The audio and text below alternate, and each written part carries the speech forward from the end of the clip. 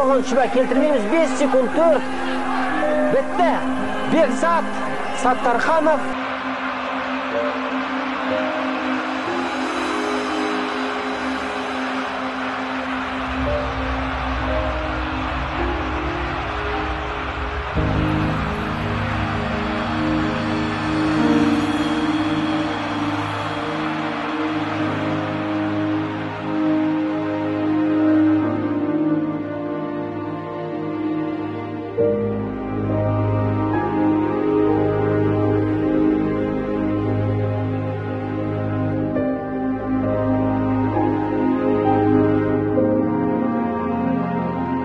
Қазақ халқының көк туын биікке көтерсем, дүниежүзінің алдында қазақ халқының әнұранын естіртсем деген ойда болдым.